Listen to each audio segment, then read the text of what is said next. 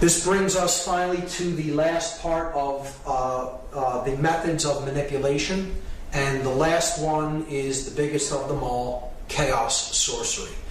What has been known as the Hegelian dialectic, or problem, reaction, solution. And we're going to talk about what the Hegelian dialectic is, and we're going to see an example of how this is put into action when we analyze the 9/11 occult ritual. The Hegelian dialectic is what chaos sorcery really is, and this is an ideology that was formulated by George Hegel, a German philosopher. The Hegelian dialectic is a framework for guiding our thoughts and actions into conflicts that lead to a predetermined solution. So the solution is already predetermined before anything happens. The people who are putting this into effect want a certain outcome. This is outcome-based framework, an outcome-based framework. It's saying this must occur. This is the end result that we want, and anything else is undesirable and we will not settle for. It's going to happen this way. We just have to convince people that it has to end up happening this way. So what you do is you guide thought and action into decision making that ends up how you wanted it to begin with. This is accomplished by manipulating consciousness into a circular pattern of thought and action. So again, it's a manipulation of consciousness. It's ultimately about mind control. The synthetic solution to these conflicts cannot be introduced unless those being manipulated take a side that will advance the predetermined agenda. The agenda is already predetermined. We just need to create a synthetic conflict to make this come into manifestation the way we have it originally planned and designed. So, this is Hegel's dialectic, and it is not so much that Hegel is an evil person in his own right. This is another perversion. How chaos sorcery is used as an example of the Hegelian dialectic is it's a modified version of this dialectic for a dark purpose, for manipulation. The researcher David Icke has called this problem, reaction, solution. And it's a great term for it because it describes it perfectly. You create the problem to get a reaction, and then you offer the solution. The solution was already predetermined. But I like to call it chaos, confusion, opportunity, because I think it more accurately describes what the process that's taking place is really about. You want to create chaos. You need a chaotic situation created, because the reaction that you're looking for is confusion, not knowing what to do or how to act appropriately to the situation. Once confusion enters the mix, you have fear-based consciousness. So the person is willing to accept all kinds of limitations and control to go back to order. And therefore, that's your opportunity to bring in your predetermined solution and get them to go along with what you originally wanted. David Rockefeller described the Hegelian dialectic perfectly. He said, "We are on the verge of global transformation. All we need is the right major crisis, and the nations will accept the new world order." And it's not the light one that he's talking about. This was the major crisis that they introduced. The events of 9/11, 2001, was an example of the modified Hegelian dialectic. It was an example of chaos sorcery.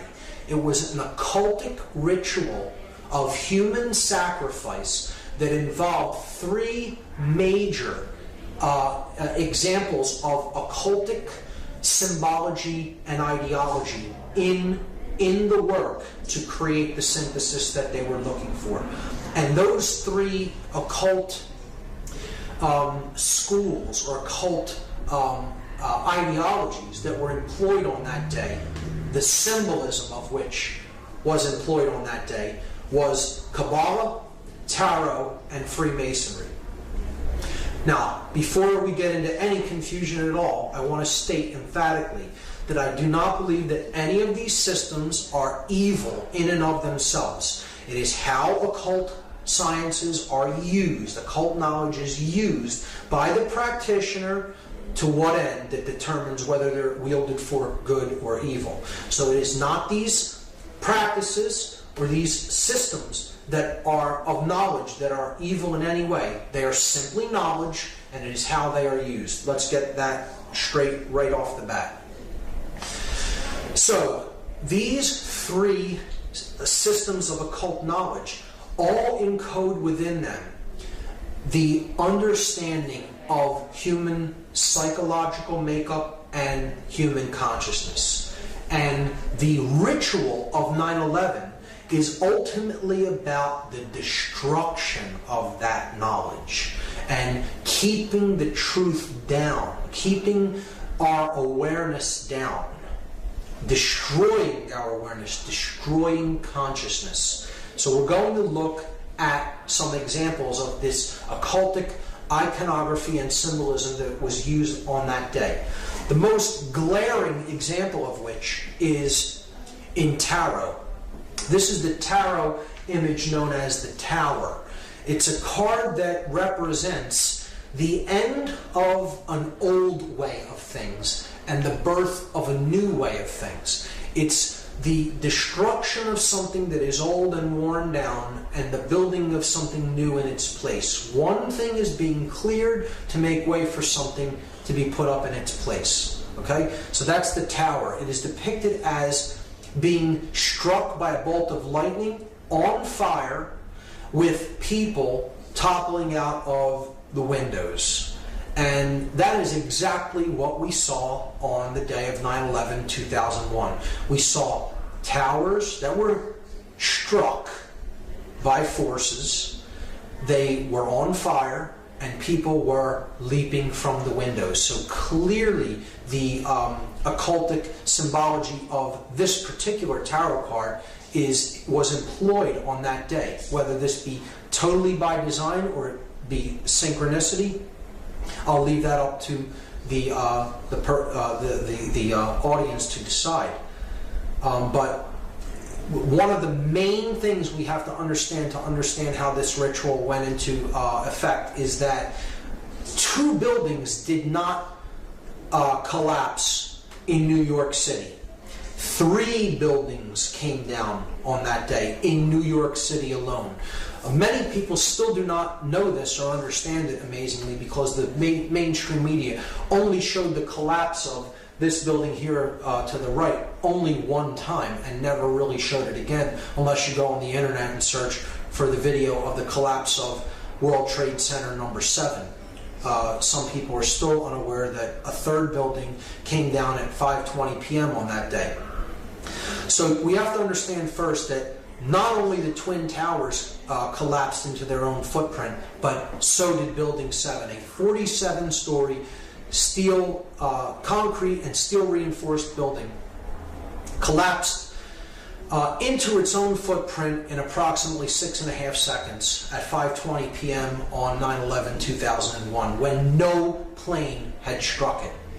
So I'm not here to argue the physics of 9/11. I'm not here to even talk about any of the aspects of the how part of 9/11, the physics or the how it happened. I'm much more interested in using my time to discuss the why and the implications of the occultic symbology employed in what I consider a dark occult ritual, a ritual that embodied the modified Hegelian dialectic.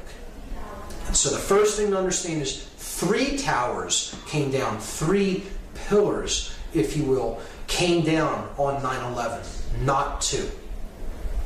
The first occult system that I'm going to look at in relation to 9/11 is Kabbalah. Kabbalah is an ancient Semitic form of occultism. Judaism takes some of its roots from Kabbalah, and this is the main symbolic structure, or this main symbolic icon of Kabbalism. It is known as the Sephirotic tree of life. This is known as the ladder to God. Okay? The levels that go up in consciousness to God.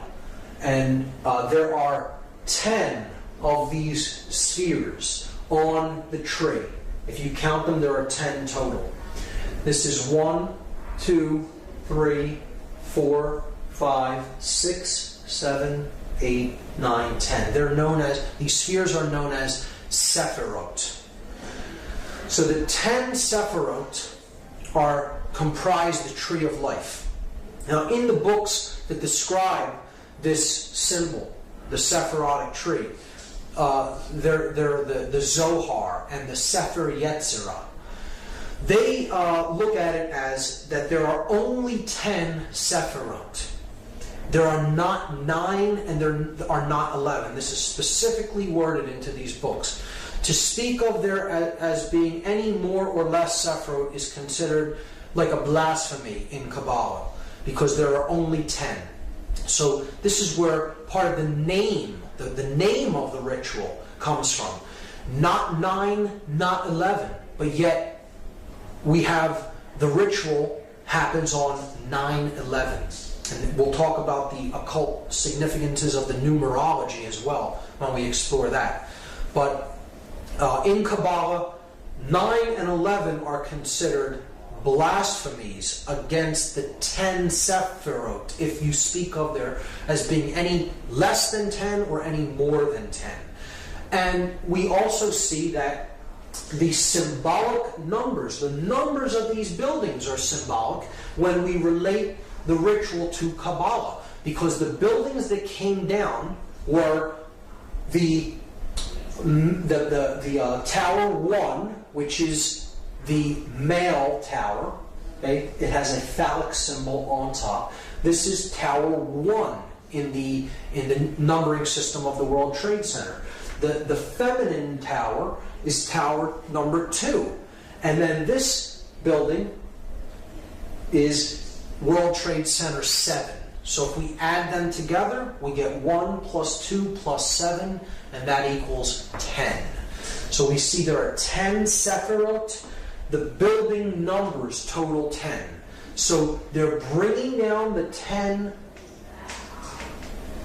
in the buildings, and they're bringing down symbolically the 10 Sephirot. You see, in the Sephirot, there are 3 pillars, 3 columns. You have this left-hand path known as the path of severity.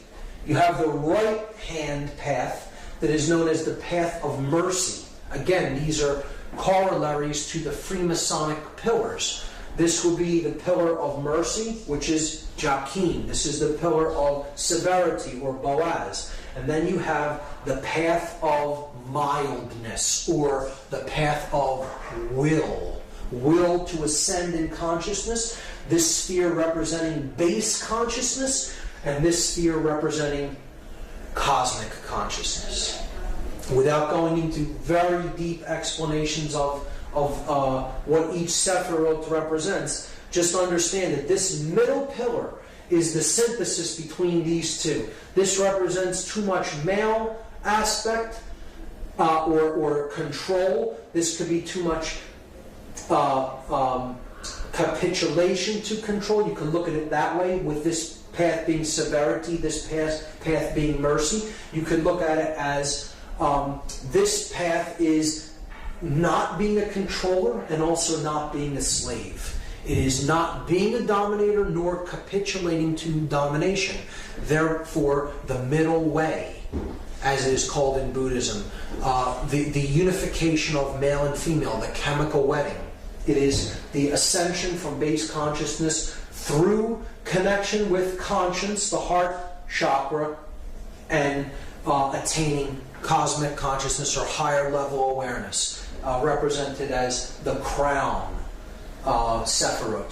See, if you collapse these in, right? If you were to take these 3 levels and collapse them in right into the middle pillar to bring these dual aspect Sephirot into one, you would see that this really represents the chakra system. the 7 chakras. You would have the base chakra, the sacrum chakra. These two comprise the solar plexus chakra, the heart chakra. These two comprise the throat chakra. These two comprise the third eye chakra, and that comprises the crown chakra. So there's the 7 chakras. All right? And we see that that would be on the middle pillar, and it would contain 7 chakras. And again, the middle pillar here is building 7. All correlates perfectly. Here are the chakras representing the 7 planets. Up the middle pillar, the spinal column, the raising of the Kundalini energy up the spine and to the top of the head.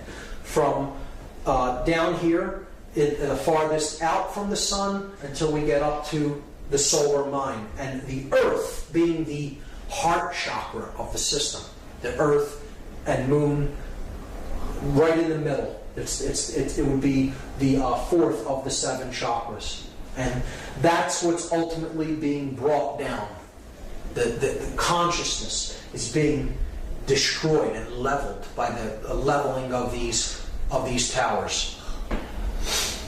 Okay, so that's Kabbalah. That's the Kabbalistic aspect of the destruction of the World Trade Center buildings, the 3 pillars of the World Trade Center. The second occultic tradition, tarot, we see again the columns of Jachin and Boaz. Now, see, they're reversed in this example. They're the same way that they are in the Kabbalistic Sephirotic tree of life.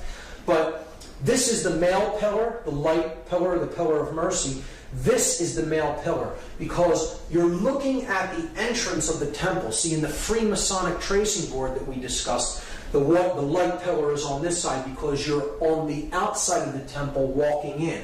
In this example, you're inside the temple looking toward the outside, and the goddess is seated in the temple and she's veiled from the outside. So if you were to picture yourself walking in from behind her, right, and she's veiled, the Jachin pillar would be to your left. And that is the male pillar, and here we see the male pillar with the phallic symbol. The feminine pillar, see, it's on her right side. This one's on her left side. So you have the feminine pillar, which would represent Boaz. The masculine pillar here would represent Jachin. The middle pillar represents the goddess. Again, it's a sacrifice of the goddess. Once again, we see it happening. Here we see she's the moon goddess. She has the cross on her chest, the cross of the sun, that she carries within, that she gives birth to. Here we see that the Sephirotic tree is behind her, because Tarot, Kabbalah, and Freemasonry are aspects of occultism that must be studied in conjunction with each other to fully understand them.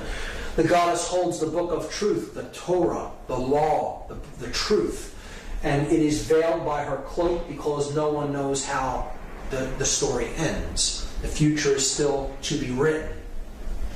So, in ancient goddess worship traditions, this goddess was known as Tara, T-A-R-A. And this is why, as a result of this ritual, we have a war on terror. But see, it's said, when it's said quickly, it morphs, and the word phonetically becomes terror. The war on terror. The war on the goddess, the war on the sacred feminine, the war on our emotional feminine aspect, to shut down conscience and to simply follow orders, to do whatever we are commanded to do, to simply follow orders without conscience being involved. The sacrifice of the goddess, care, conscience, the sacred feminine principle of the individual. So, again, this middle pillar is the most important. It is the synthesis between the masculine and feminine energies, the other two pillars. So the third pillar is the the principle of truth, because another name for this goddess in Egyptian tradition was Taurt. And Taurt's name kind of phonetically morphed until it became Taruth. And this is where we get the word truth out of. Phonetically, the word truth comes from a derivation of this goddess's name. So she is the goddess of truth. Now this is why there is a 9/11 truth movement, because they took too big of a chance in completing the ritual when no plane had hit it. See, a plane was more likely than not scheduled to hit that building, or something was scheduled to hit that building, whether you believe it's planes or whatever you believe actually struck, or the force that was used to bring down those buildings, to me is irrelevant. The buildings did disintegrate. They were brought down, okay? And whether you believe it's controlled demolition or even a more exotic technology is irrelevant as far as I'm concerned. The buildings were brought down, and that's the main thing. And the middle pillar, which represents the goddess, it represents truth, it represents the path to higher consciousness, the unification of the masculine and feminine principles of consciousness within the individual, are being destroyed. Ritualistically, symbolically, we're destroying the sacred feminine. We're destroying care. We're destroying conscience. We're destroying consciousness. We're destroying truth. Okay, that's what the ritual is about. And that is why Building 7 had to be brought down. Something went awry in the plan. Whatever was supposed to happen physically to that building didn't happen when it was really scheduled to happen, because clearly these buildings were wired with explosives well in advance of the actual ritual taking place, because that, explosions did happen from within the building and no one could have wired them on that day. So something happened and they could not take it down as they wanted to, but they would not leave the pillar up. Because if they left it there, it would symbolically represent that the will still stands. The will to ascend in consciousness. It would symbolically represent that the truth still stands. That the goddess still stands. And they could not do that. They had to complete the symbolic interpretation of this mass ritual by bringing the middle pillar down, even if nothing had appeared to strike it, and that's why they brought it down at the end of the day. So that is the tarot aspect of it, and how the goddess ties into it. It is a symbolic sacrifice of the sacred feminine, of the goddess, once again. And now a clear example here of the three pillars that we've already seen in the Freemasonic tracing board. Again, the masculine or solar pillar of Joachim, the feminine or lunar pillar of Boaz, and then the pillar of Jacob, Jacob's ladder, the middle pillar, the one that gets you through the stargate. Okay, it gets you to the all-seeing eye, right? The all-seeing eye, directing the entire operation. Right? Takes you past that, through the stargate, to the realm where the true light is at, the intelligent principle of the universe. And this middle pillar is the synthesis between these two. So this is thesis, this is antithesis, antithesis, antithesis, and this is synthesis. That's the Hegelian dialectic. You are combining thesis with its antithesis to create the synthesis that you are looking for. And that is the ladder to higher consciousness, to higher ground, so to speak, from which you can see the entire game board. You can see the whole floor of the house, as they call it in Freemasonry. You're seeing it from a higher level perspective, and from that, a controller can play two sides off against each other. See, the one who achieves this level, the highest ground, the third pillar, the middle pillar, really sees things that one in base consciousness from the lower perspective, the dual perspective, cannot see things from. So they can be easily played off like a puppet master playing off two puppets on strings against each other. So that's how the Hegelian dialectic works, and that's exactly how they used this event. They're playing off two sides against each other, the Christian nations against the Muslim nations, when in fact, those who want the synthesis created the whole thing. They orchestrated the entire thing. And they got their synthesis, rushing off into wars with countries that really did not have anything to do with the events of that day, because it was a highly orchestrated occultic event controlled by the hidden sorcerers from behind the scenes, and this entire operation was directed from that all-seeing eye, the Pentagon. So bringing down the middle pillar at the end here could represent, well, once a puppet master climbs up to a higher level to control two sides against each other, he has to destroy his ladder so no one can come up to reach him where he's at to discover that he's the one pulling the strings. See, in that symbolic context, that's why they destroy the middle pillar there. So in any context, it works. To understand also in Freemasonry, Hiram Abiff is a representation of truth or conscience, right? He is the middle pillar here.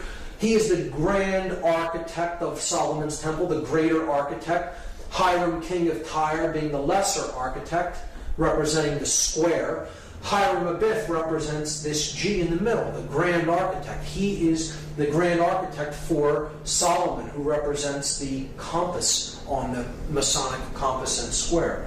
So he is also a manifestation of the truth that is the synthesis between the male and female aspects. See, and he's wearing a blindfold. Truth is blind. And again, it could symbolize an initiate who is initially blind, and then he gradually becomes the all-seeing eye through his ascent to the higher level of awareness. He begins on the floor of the house, blind to the light. He ends up at the all-seeing eye. Again, a symbolic understanding of consciousness as a journey from darkness into light. And this, again, is a representation of these pillars are a representation of the Temple of Solomon. And the original Temple of Solomon is the Giza complex. These pyramids are the mystery tradition's embodiment of the temple in man. That's what they were representing then. And the buildings in New York City are a rebuilding of this symbolic temple in New York City. Just like they were built in Giza, like the Temple of Solomon was built in Jerusalem, and then it was razed to the ground, and another version was built. It was rebuilt in New York City symbolically, and then it was destroyed again. And now they're planning on building another Temple of Solomon on the ground where the World Trade Center was destroyed. But they're doing it in a very different way this time, which we'll understand when we get to that slide. But see, Hiram Abiff, the ritual of becoming a Master Mason is about Hiram Abiff's ritual murder. And he says that he refuses to give the secrets of Freemasonry. He refuses to give the secret word of the Master Mason. He says, I will not give it to these ruffians who are accosting me. They want to know the word without doing the work. So he is ultimately slain by these ruffians for not giving the word, but he only tells them that you'll know the word of the Master Mason when the temple is rebuilt. This is a symbol that the temple in man, the brain, is ultimately in a state of total disrepair. It's been destroyed through manipulation and control and taking people's consciousness down to lower and lower levels and just completely being conditioned and accepting falsities as truths and refusing to accept truths as what is. So Hiram Abiff, as a representative and a servant of truth, refuses to capitulate to domination or become a dominator, and he is slain ritualistically for it. This is a representation of the aspect of consciousness that is base consciousness being slain and it being reborn through a connection to conscience as the widow's son.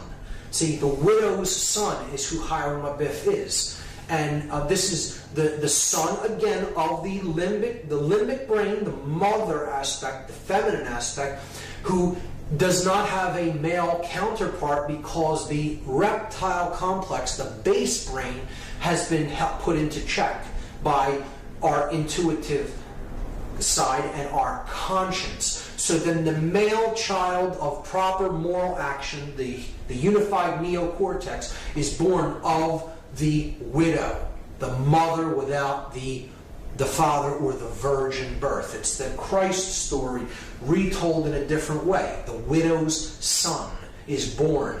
The unified neocortex bears the person of proper moral action because they're being born of the intuitive feminine part of the brain, and the male dominator reptilian part of the brain has fallen away, he's fallen dead. Okay, so that's what the story of Hiram Abiff is about. And he's saying to the ruffians, those in base consciousness who threatened to kill him for not giving the secrets of Freemasonry, you'll know the word when the temple here is rebuilt. And the word, the lost word of Freemasonry is equilibrium. That is the lost word. Because equilibrium is what we're striving for between the hemispheres of our brain and the masculine and feminine polarities that are indwelling within us. So they have to come to a state of equilibrium, and then the temple will be rebuilt. The brain will operate in global coherence across both brain hemispheres, and the third eye will be opened and cosmic consciousness will be awakened. That is what this story is about, and that is what the ritual murder of Hiram Abiff is about. And we'll keep that in mind when we understand that there is a new temple being built on the ruins of the old temple in New York City. Again, the complex of the World Trade Center is a symbolic representation of the original Temple of Solomon, the pyramid complex at Giza. Rebuilt in Washington, D.C., here we see the 3 pillars at Giza, 2 extremely large towers or pillars, and 1 small one. And we see it rebuilt here, the 2 large towers and then the one that is less than half of the size of the other 2. This sphere here is a representation of the Sphinx, okay, at the base of these columns. So these columns are also a symbol of the Babylonian gold-headed man depicted in the dream of Nebuchadnezzar in the book of Daniel, a prophetic book in the Bible.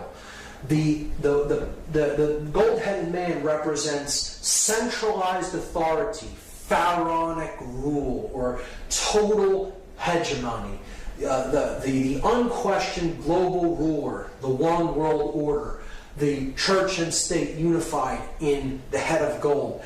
And as dynasties went on, power diminishes. It goes through the Silver Age, then it goes into the Bronze Age, and eventually you have the separation of church and state. And you have the iron legs of the separation of church and state, and then you eventually get to the clay feet if you study this symbology in Daniel. And it's understanding how power is amassed and eventually through time it is diminished until they're trying to get back from this level to this level. And that is what the Dark New World Order will be. The destruction of the 2 pillars and the combining of them into one centralized authority, one world state and religion. That's what the New World Order ultimately is about, the Dark New World Order. So they're destroying these 2 iron legs. They're destroying the iron legs of the Babylonian gold-headed man to try to get back to one centralized authority of church and state. These pillars could be seen symbolically as church and state being destroyed. So where do we see the concepts of church and state? We see them in tarot on the death card of the major arcana. So we see the rider, Death, on the white horse, coming with the flag, the black flag that has the inverted pentagram on it, the destruction of spirit. He is running down a king, and he's getting ready to run down a pope or a priest. So this is the ruler of state, this is the ruler of church or religion, and he's running them both down, destroying church and state. And you see in the background the two pillars with the setting sun in the background. The light going out from the world between the two columns. Highly symbolic. This is a representation of the new temple that they're building. In place of where the two pillars stood, they're planning on erecting one. One from where the two stood. The thesis and antithesis destroyed, the synthesis is created. The phallic symbol, the one male phallic symbol, erected in place where the symbols of church and state symbolically once stood. You know, obviously they weren't buildings that really represented that, but they're symbolic analogs to these concepts. And putting the one pillar up in the place where the two stood is the rebuilding of the destroyed Temple of Solomon in New York. The sun and the moon, and now only the sun, or phallic symbol, the male tower, remains. That is what 9/11 was about. 9/11, incidentally, the Freedom Tower is what that building is going to be called, and it's scheduled for completion in the year 2012. I'm sure to correlate with other dark prophecies of apocalypse or Armageddon, and which isn't what I see 2012 as being at all. I see it really being the birth of consciousness, because they're not able to put consciousness down. Their ritual failed. There is hope in the fact that the Building 7 stood, and they had to bring it down, and essentially screwed up the entire thing by really making people come online and understand that this was an inside job and this was an occult ritual, by bringing down that middle pillar when nothing had hit it. So that was the ultimate mistake in this whole ritual enactment, and as far as I'm concerned, they did not fulfill the agenda that they were trying to fulfill by this ritual being enacted. Instead, they initiated a great awakening within the human population. As the researcher Michael Tessarian is fond of saying, did 9/11 shake us up, or did it? So now, just as we did with the reverse of the Great Seal on the back of the $1 bill, I'm going to examine the gematria, the occultic numerology involved in the 9/11 event. These are the numbers of the three flights that struck these three buildings. The North Tower was struck by Flight 11, the South Tower was struck by Flight 175, and the Pentagon was allegedly struck by Flight 77.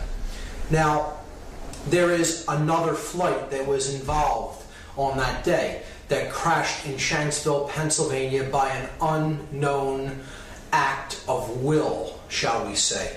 And this was Flight 93, and it is my contention that Flight 93 was indeed headed for World Trade Center number 7, Building 7 of the Trade Center, not to Washington, D.C., as is claimed. And this, to me, makes much more sense than it heading toward Washington, D.C., because I believe it was there to strike a building that had already been wired to allegedly collapse, as the two twin towers were, and that was Building 7. And the flight not making it to that building meant that they had to make a decision about whether to pull that building or to allow it to stand, and we know what they chose. So I'm going to place 93 over Building 7, and at first this would seem like a very arbitrary arrangement of numbers, and that these numbers don't have any commonalities to them, until we begin to perform gematria upon them. And then we see a very clear pattern emerge. So, I'm going to leave 11 as is for now, and I'm going to reduce or add these two numbers together and get a total. So 9 plus 3 is 12. 1 plus 7 plus 5 is 13, and 7 plus 7 is 14. So now, the floor planes, we have a clear pattern. We have the pattern 11, 12, 13, and 14. And we could further reduce those down to one digit. We add 1 plus 1 and we get 2. 1 plus 2 is 3. 1 plus 3 is 4. 1 plus 4 is 5. So we have the pattern 2, 3, 4, 5. When we add those together, 2 plus 3 plus 4 plus 5, we get the total 14. And again, there's that symbolic number again that totals 5, that is about the 5 elements: earth, air, water, fire, and spirit. But it is the separation of them, the 1 and the 4, the spirit and then the 4 elements. This is the 14th level of that pyramid, where the light is at, the 13 levels of stone, and then the light at the top, the 14th level. So look at the 9/11 date, 9/11/2001. You add up all of these numbers, 9 plus 1 plus 1 plus 2 plus 1 in 2001, and you get 14 again. So not only is it the date, it's the powers that did the act. Okay? The 4 planes totaled to 14. Their digits all totaled make 14. So the powers that performed this act are the 14. And this correlates with the 14th level of this pyramid, or the illuminated ones, the sorcerers behind the scenes that are manipulating the events of the world. So we have this arrangement on the building: 77 at the Pentagon, 11 at the North Tower, 175 at the South Tower, 93 at Building 7. If we add the 2 planes that struck these towers together, we get the number 186. 175 plus 11 is 186. Now, these are the planes that struck the twin towers, the North and South Tower. What if we equally distribute that number between the 2 buildings by dividing it into 2? 186 divided by 2 is 93. So there is 93, 93, 93 on every building, and we've already seen what 93 represents. It represents the will to ascend out of illusion, out of base consciousness, and into cosmic awareness, or higher levels of consciousness. 93 is the number of willpower and of love. It is essentially the same force, the force that expands consciousness, love, or will to ascend, to put what we think and feel into action, to use our willpower. So we are left with only 2 numbers that symbolically represent the events of this day: 77 and 93. And these are 2 extremely significant occult numbers in numerology, because they represent 2 completely different concepts. And we have to look at these 2 numbers as they relate to a third number, the number 777, which we've already seen is the number of God, or completion, or perfection. We saw that earlier. The 7 chakras, the 7 planets that can be seen with the naked eye, tripled for the 3 aspects of consciousness, unified as 1 to total 3. Again, it's the number of God, the number of completion, or the number of perfection. 93 in relation to this number 777. Just like 777 totals 21, which totals 3, 93 totals 12, which reduces to 3. So they equal the same thing, which means they equal the same. They mean the same thing. So love is 93. Will is the concept of 93. It is the number of ascension. So all of these ideas are the same.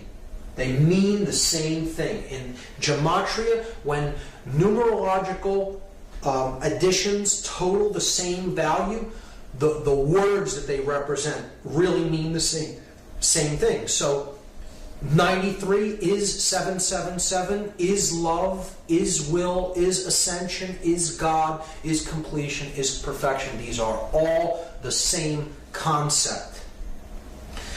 The number 77 is very significant. It is the 14. It is the dark aspect of that light in the triangle, the ego, the all-seeing eye that is identified with building that pyramid upward, the physical form, the physical world, ruling, control, sorcery.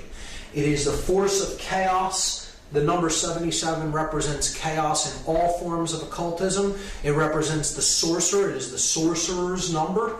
And it is the number of the beast in disguise. Why is that? Because if you fail, even if you succeed in one of the other two aspects of consciousness, in thought and emotion but not action, or in thought and action but no emotion, in the example of a sorcerer, has no emotion, or even in emotion and action but with no thought, that is base consciousness. That is the beast. You have not arrived at the 777. You have only arrived at the 77, which is 2/3 of completion. Or it is 14 out of 21, 2/3, right? And this reduces in decimal to 0.666, repeating. So it is the number of the beast in disguise. The sorcerer is the beast. And this is encoded on the 3rd degree tracing board of Freemasonry. Here you see the tools that slayed Hiram Abiff. He is finally struck with the mallet, representing ignorance, the light going out, the third eye being struck, put into the coffin, okay? The coffin is the spirit, where Hiram Abiff, the hey in Hebrew, representing 555, Hiram Abiff's number. He is in his coffin because he is the spirit, he is the truth, he is the light, and he is the skull and bones is placed on top of the coffin, symbolic of the sorcerer. The sorcerer who conquers his spirit so that the skull, cleverness, thought and cleverness, left brain cleverness, plus the will to act, reigns over the spirit.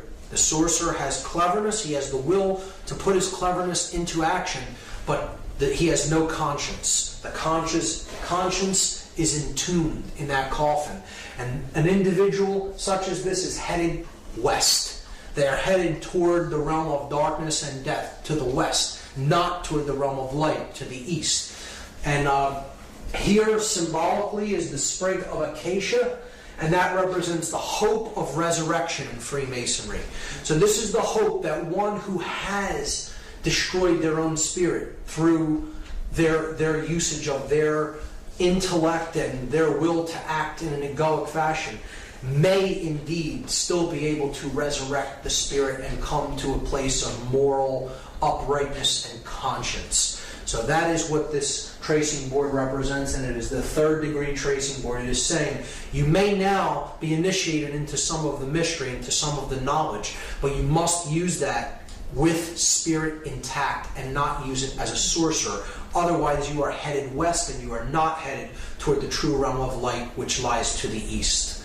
And I think that's a great allegorical explanation for morality.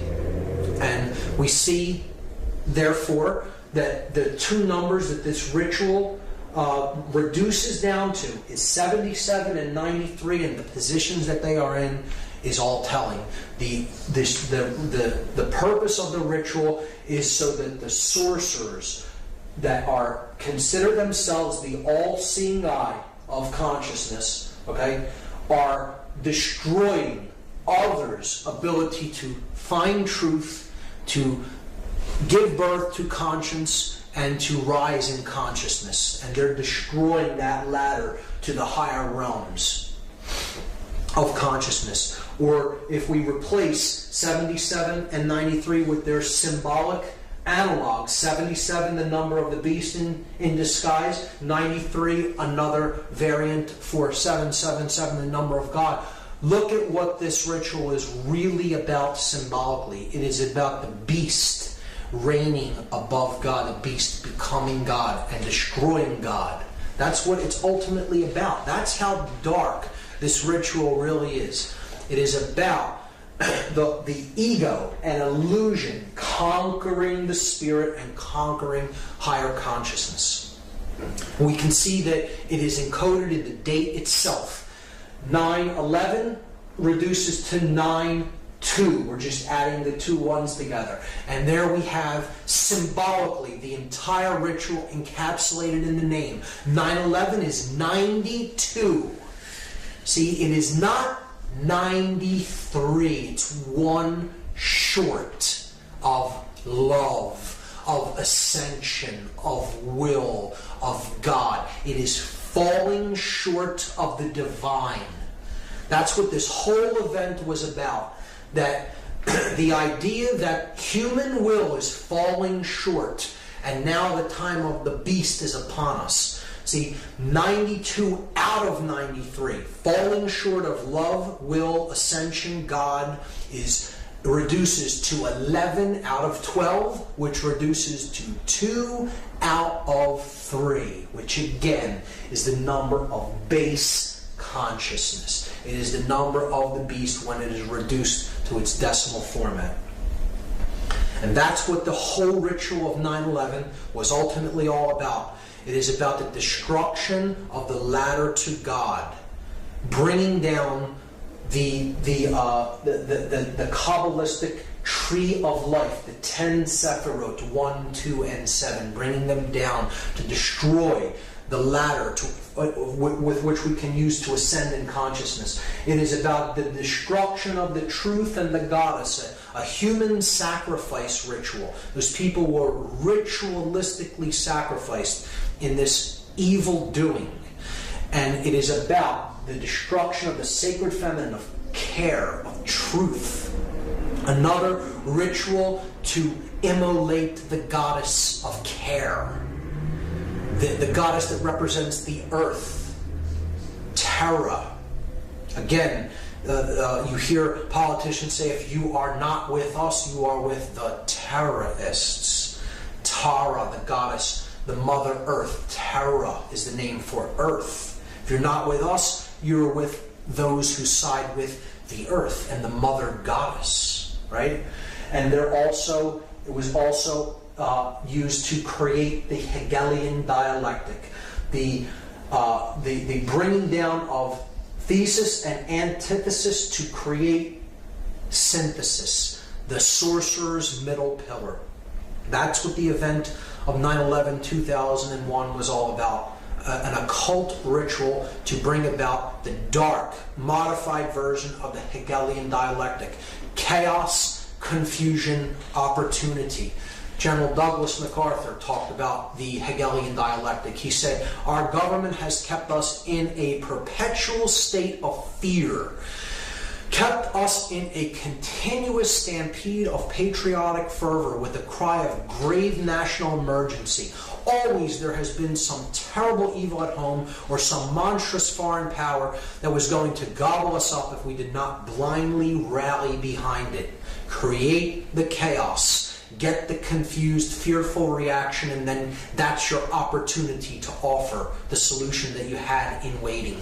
Hermann Goering perfectly understood this, one of the highest ranking officials of the Third Reich, the Nazi regime. He said, naturally the common people don't want war. Neither in Russia, nor in England, nor for that matter in Germany. That is understood. But after all, it is the leaders of the country who determine the policy. And it is always a simple matter to drag the people along, whether it is a democracy, a fascist dictatorship, a parliament, or a communist dictatorship. Voice or no voice, the people can always be brought to the bidding of the leaders. That is easy. All you have to do is tell them they are being attacked. and denounce the peacemakers for lack of patriotism and exposing the country to danger. It works the same in any country. And that is what we saw on 9/11. Except it wasn't just telling the people that they were attacked. This is what Hitler did. Hitler burned his own Reichstag building, the German parliamentary building in Germany. And he blamed it on the communists, even though his Gestapo really did the fire. They lit the fires at the Reichstag, and he blamed it on the communists as an act to usurp more political power and be appointed as Supreme Chancellor. Goering was describing the Hegelian dialectic exactly. Benjamin Franklin made this statement: those who would give up essential liberty to purchase a little temporary safety deserve neither liberty nor safety. And we have neither as a result of going along with this witch hunt and this hunting for the boogeyman that perpetuated 9/11, because Middle Eastern terrorists did not do this event. It was a staged, orchestrated, occult ritual that has nothing to do with Islamic fundamentalism whatsoever. Voltaire said that those who can make you believe absurdities can make you commit atrocities. If you go along with what simply is not true, you can be led into any number of atrocious actions. And really, that's what the ritual was all about, to keep us in a perpetual state of fear so that we are easier to control. And that's what the whole fear of terrorism and the terror alert system is all about. See, just like Hitler burned his parliamentary building, we had our Reichstag fire called the 9/11 event. And it's just about an attack on civil liberties and our rights and our right for freedom of speech, and just to curtail all the God-given rights that we already possess as an attack on our personal sovereignty. And people will be willing to give up more personal sovereign rights if their consciousness is shut down through fear. They bought into the fear, and now we're going off in other lands that really had nothing to do with this event, and we're waging war and killing millions of innocent people as a result of this total fraudulent staged event. And these are the atrocities that we're committing because we've believed in this absurdity. The murder of children, torture, now seen as acceptable in many circles, absolutely reprehensible actions perpetrated upon people that do not deserve to be treated like animals, which is what they're doing to many of the prisoners that they're holding in oftentimes secret prison camps. And it's just a further perpetuation of suffering and fear into the world that is a self-perpetuating cycle and creates more and more of the same dynamic: fear, disorder, chaos. That's what the whole event was about. Encapsulated in the 33rd degree of the 33rd degree of the Order of Freemasonry is this symbol, the double-headed eagle, which represents he who sees the past and the future, because ultimately the same force is controlling both and directing both. And it's about order out of chaos.